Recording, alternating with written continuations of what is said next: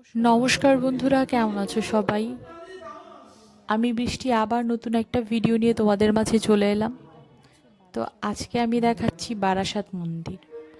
বারাসাত 11 নম্বর রেলগেটের এই মন্দিরটা রাধাকৃষ্ণের মন্দির, যেখানে একটা ছোট করে শিব মন্দিরও আছে পাশে। তো এই মন্দিরটা অনেক বছর পুরনো। পয়লা বৈশাখের আগে প্রায় 15 দিন ধরে, মানে পয়লা বৈশাখের আগ পর্যন্ত 15 দিন ধরে এই মন্দিরে একটা অনুষ্ঠান হয়। তো সেই অনুষ্ঠানই চলছে এখন, সেই অনুষ্ঠানে এসেছি। সচরাচর আসা হয় না, আগে আসতাম খুব, কারণ মেয়ে যখন নিচু ক্লাসে ছিল, এখন ক্লাস 1 হয়ে যাওয়ার পর থেকে আর আসার সময়ই পাই না। তো মেয়েকে টিউশন থেকে এনে ভাবলাম যে যাই, একটু মন্দির থেকে প্রণাম করে আসি। যেহেতু পরিক্রমা দেওয়ার সময় ভিডিও করতে নেই, বা আমার পরিক্রমাটা ঠিকঠাক হবে না, তাই আমি পরিক্রমা দেওয়ার সময় ভিডিও করব না, আগেই করে তোমাদের দেখিয়ে দিচ্ছি। আর এটা হচ্ছে মালার ঘর। এখানে সব ভক্তরা ভগবানের জন্য নিজের মন মতো করে মালা গেঁথে ভগবানকে পড়ায়। তো এনারা সবাই পরিক্রমা দিচ্ছেন। এই মন্দিরের অনুষ্ঠান পয়লা বৈশাখের আগ অবধি হচ্ছে, রাত 12টা, 12:30, 1টা অবধিও চলে। আর রাতের প্রসাদ হয় এখানে খিচুড়ি, বিভিন্ন রকমের ফল প্রসাদ, লাড্ডু, মিষ্টি, বিভিন্ন কিছু। তো এই যে এটা হচ্ছে ছোট্ট শিব মন্দিরটা, ভীষণ জাগ্রত এই মন্দির।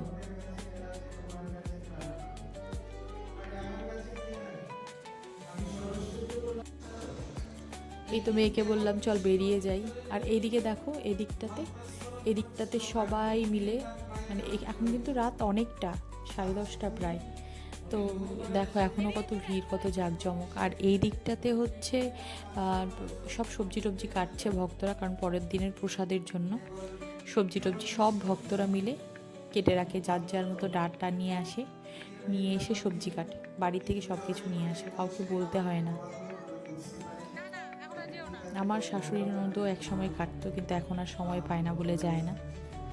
আর এটা হচ্ছে মন্দিরের মানে ওপর তলাটা, যেখানে মালাঘরটা বললাম না, সেখানেই প্রসাদ দেওয়া হয় দুপুরবেলা। আর লোকজন বেশি হলে বাইরে যে লোকজন বসেছে ওখানে দেওয়া হয়। এটা হচ্ছে মন্দিরের অফিস। এখানে সব রকমের তুলসীর মালা, তারপরে তুলসীর কানের দুল, তুলসীর অর্নামেন্টস পাওয়া যায় এখানে। তারপরে মালা করে যে জপের মালা, তারপর ভগবত গীতা, এগুলো সব পাওয়া যায় এখানে। তো আমরা এখন বেরিয়ে বাড়ি চলে যাচ্ছি। যদি সময় পাই 10টার দিকে এসে প্রসাদ দিয়ে যাবো, ঠিক আছে? এখন গিয়ে যদি পড়তে বসি, যদি সময় পাই এসে আবার প্রসাদ নিয়ে যাবো। আমাদের আশেপাশে মানে এই জায়গাটাতে বেরোলেই মেডিসিন শপ, তারপর মুদিখানা সবই আছে। যাই হোক, বাড়ি এসে পড়েছি।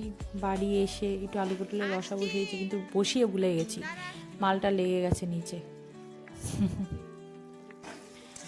যাই হোক, আর আজকে আরেকটু করব মোচা। আমার বর মোচা ভীষণ পছন্দ করে, মেয়েও ঘন্ট করব। তো মেয়ে ওদিকে ডাকছে, পড়তে বসিয়ে রেখেছি। যা হয় বাচ্চা কাচ্চাদের আর কি, পড়তে বসলে ম্যা ম্যা করতেই থাকে।